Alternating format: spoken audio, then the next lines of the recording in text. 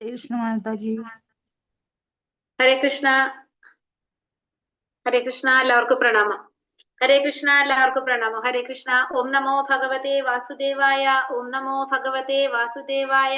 ഓം നമോ ഭഗവതേ വാസുദേവായ. ഓം അജ്ഞാനതിമിരാന്ധസ്യ ജ്ഞാനാഞ്ജനാശലാകയ ചക്ഷുരുന്മീലിതം യേന തസ്മൈ ശ്രീഗുരവേ നമഃ. നമോ വിഷ്ണുപാദായ കൃഷ്ണപ്രേഷ്ഠായ ഭൂതലേ ശ്രീമതേ ഭക്തിവേദാന്ത സ്വാമിനിധി നാമിനേ. നമസ്തേ സാരസ്വതേ ദേവേ ഗൗരവാണി പ്രചാരിണേ നിർവിശേഷ ശൂന്യവാദി പാശ്ചാത്യ ദേശധാരിണേ. ജയ ശ്രീ കൃഷ്ണ ചൈതന്യ പ്രഭു നിത്യാനന്ദ ശ്രീ അദ്വൈത ഗദാധര ശ്രീവാസാദി ഗൗര ഭക്തവൃന്ദ.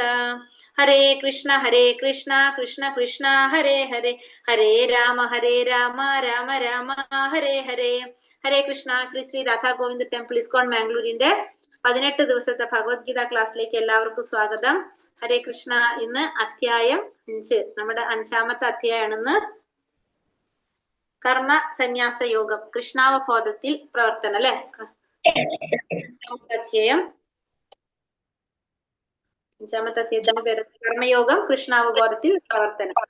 5ാമത്തെ അധ്യായം നമ്മള് 4 അധ്യായം നമ്മള് കണ്ടു അല്ലെ. 4 അധ്യായം നമ്മൾ പഠിച്ചു. നമുക്ക് 1ാമത്തെ അധ്യായത്തില് അർജുനന്റെ വിഷാദം നമ്മൾ കണ്ടു. 2ാമത്തെ അധ്യായത്തിൽ അർജുനന് ഭഗവാൻ ആത്മാവും ശരീരത്തിനെ കുറിച്ചൊക്കെ ഒരു ജ്ഞാനം കൊടുത്തു. കർമ്മയോഗം പറഞ്ഞു, ജ്ഞാനയോഗം പറഞ്ഞു, ഭക്തിയോഗം പറഞ്ഞു കൊടുത്തു. പിന്നെ കൺക്ലൂഷൻ എന്ത് പറഞ്ഞു? സ്ഥിതപ്രജ്ഞനാകാൻ പറഞ്ഞു അല്ലെ 2ാമത്തെ അധ്യായത്തില്. അത് കഴിഞ്ഞ് 3ാമത്തെ അധ്യായത്തിലേക്ക് കടന്നപ്പോ അധ്യായം 3 ഏതായിരുന്നു? കർമ്മയോഗം. ഓർമ്മയുണ്ടോ അധ്യായത്തിന്റെ പേരുകള്? 3ാമത്തെ കർമ്മയോഗം. കർമ്മം ചെയ്യണമെന്ന് പറഞ്ഞു. എങ്ങനെ ചെയ്യണമെന്ന് പറഞ്ഞു? കർമ്മം ചെയ്യാതിരിക്കാൻ പറ്റില്ല. ഭഗവാൻ ഫലം ഇച്ഛിക്കാതെ വിഷ്ണുവിനായിട്ടുള്ള കർമ്മയജ്ഞം എന്ന നിലയിലാണ് ചെയ്യേണ്ടതെന്ന് പറഞ്ഞു. അവിടെ യജ്ഞങ്ങളെ കുറിച്ചൊക്കെ പറഞ്ഞു. നമ്മള് കലിയുഗത്തിലെ യജ്ഞം എന്താണെന്ന് കണ്ടു. നാമസങ്കീർത്തനം, നമ്മൾ മനസ്സിലാക്കി. 3ാമത്തെ അധ്യായത്തില് പിന്നെ നമ്മൾ എന്ത് പറഞ്ഞു? അവിടെ നമ്മൾ എന്ത് പറഞ്ഞു? ഇന്ദ്രിയങ്ങളെ നിയന്ത്രിക്കണം എന്ന് ഭഗവാൻ പറഞ്ഞു അല്ലെ. ഇന്ദ്രിയ പ്രശ്നങ്ങൾ ഉണ്ടാക്കുന്നത് ഇന്ദ്രിയങ്ങളാണ്. ആ ഇന്ദ്രിയങ്ങളെ നിയന്ത്രിക്കണം എന്നുള്ളത് നമ്മൾ പറഞ്ഞു. മനസ്സും ബുദ്ധിയും നിയന്ത്രിക്കുക, ഇന്ദ്രിയങ്ങളെ നിയന്ത്രിക്കാൻ സാധിക്കും. അപ്പൊ നമുക്ക് എന്ത് ചെയ്യണം ഇതിനു വേണ്ടിയിട്ട്? കൃഷ്ണാവബോധത്തില് എൻഗേജ് ചെയ്യിപ്പിക്കുക അല്ലെ. അങ്ങനെയല്ലേ പറഞ്ഞത്? ഭഗവാന്റെ സേവയിൽ നമ്മളെ ഇതിനൊക്കെ ഉൾപ്പെടുത്തണം എന്ന് പറഞ്ഞു. അത് കഴിഞ്ഞ് 4ാമത്തെ അധ്യായം ഭഗവാൻ എന്താ പറഞ്ഞത്? അതീന്ദ്രിയ ജ്ഞാനം അല്ലെ. ഭഗവാനെ കുറിച്ചുള്ള ഒരു ജ്ഞാനമാണ് ഇന്നലത്തെ അധ്യായത്തില് നമ്മൾ കണ്ടത്. എന്തൊക്കെയാ നമ്മൾ ഇന്നലെ കണ്ടത് 4ാമത്തെ അധ്യായത്തില്? ഞാനിത് ആദ്യം പറഞ്ഞു കൊടുത്തത് വിവസ്വാനാണ്. മനോജ് പറഞ്ഞു കൊടുത്തു, പിന്നെ സൂര്യദേവനായ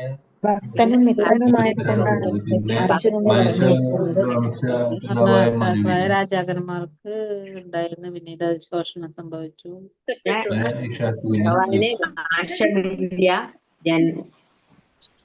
ശരിക്കും എല്ലാ ജീവജാലങ്ങളും അധിപതിയാണ്. അതെ. അർജുനനെ തെരഞ്ഞെടുക്കാൻ കാരണം എന്താണ്? അർജുനൻ ഭഗവാന്റെ ഭക്തനും മിത്രവുമായതുകൊണ്ട് ഭഗവാൻ പറഞ്ഞു അല്ലെ. പിന്നെ അപ്പൊ പറഞ്ഞു വിവസ്വാന് പറഞ്ഞു കൊടുത്താണെന്ന് പറഞ്ഞപ്പോ അർജുനൻ അവിടെ സംശയം വന്നു. അപ്പൊ അർജുനൻ ചോദിക്കും അല്ലെ, അതെങ്ങനെയാ ശരിയാകുന്നതെന്ന് ചോദിച്ചു അല്ലെ. നമ്മൾ കേട്ടില്ലേ അങ്ങനെ ചോദ്യം അർജുനൻ ചോദിച്ചത്? എന്താ പറയുന്നത്? ശത്രുക്കളെ കഴിഞ്ഞു പോയിരിക്കുന്നു, പക്ഷെ നിനക്കത് ഓർക്കാൻ സാധിക്കില്ല. ഭഗവാന് അതെല്ലാം ഓർക്കാൻ സാധിക്കും. അതെ പറഞ്ഞു. കാരണം വെച്ചിട്ടുണ്ടെങ്കിൽ ശത്രുക്കളെ നിനക്ക് യുദ്ധം ചെയ്യാൻ മാത്രമേ അറിയുള്ളൂ, നിനക്ക് ഇതൊന്നും അറിയില്ല അല്ലെ. അപ്പൊ പറഞ്ഞു കൊടുക്കാണ്. കാരണം എന്താണ്? നിനക്ക് ഒരു ജന്മങ്ങള് എന്റെ കുറെ ജന്മങ്ങൾ കഴിഞ്ഞു പോയിട്ടുണ്ട്, ഒന്നും ഓർക്കാൻ സാധിക്കുന്നില്ല. എനിക്ക് അതെല്ലാം ഓർക്കാൻ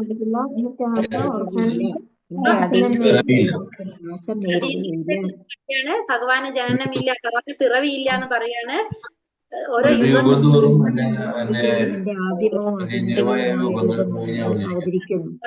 ഭഗവാൻ അവതരിക്കുന്നു എന്ന് പറഞ്ഞു അല്ലെ. പിന്നെ എപ്പോഴാണ് അവതരിക്കുന്നത്, എന്തിനാണ് അവതരിക്കുന്നത് കൂടി പറഞ്ഞു.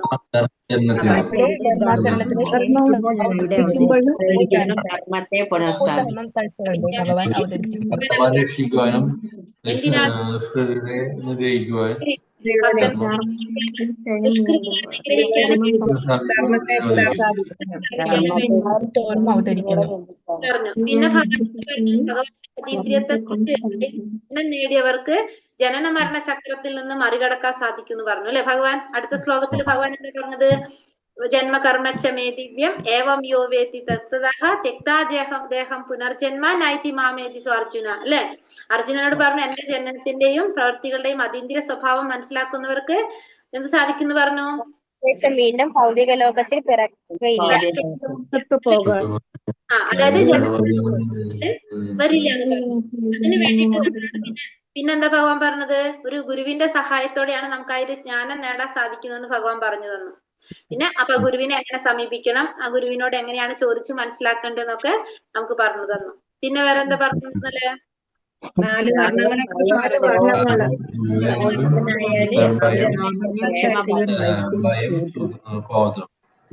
നാല് വർണ്ണങ്ങളെ കുറിച്ച് പറഞ്ഞു അല്ലെ. നമുക്ക് എന്താണ് പറയാ, ഏതൊക്കെയാണ്? ബ്രാഹ്മണ, ക്ഷത്രിയ, വൈശ്യ, ശൂദ്രൻ.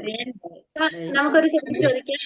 നമുക്ക് ഇപ്പൊ നമ്മൾ ഈ കലിയുഗത്തില് അടിസ്ഥാനപരമായിട്ട് നമ്മളെല്ലാവരും ആരാണ് ശരിക്കും പറഞ്ഞു കഴിഞ്ഞാല്? ശൂദ്രരാണ് നമ്മളെല്ലാവരും. കേട്ടില്ല ബിന്ദുമാത ചിന്ത പറഞ്ഞ? നമ്മള് ശൂദ്രന്മാർ. കറക്റ്റ് മാതാജി. അപ്പൊ നമ്മൾ ശൂദ്രരാണെന്ന്. അപ്പൊ നമുക്ക് എങ്ങനെയാ മനസ്സിലാക്കുക നമ്മളിൽ ആരാണ് ബ്രാഹ്മണൻ, ആരാണ് ക്ഷത്രിയൻ, ആരാണ് വൈശ്യർ, അല്ലെങ്കിൽ ആരാണ് ശൂദ്രൻ? നമുക്ക് എങ്ങനെയാ മനസ്സിലാക്കാൻ സാധിക്കുക? നമ്മുടെ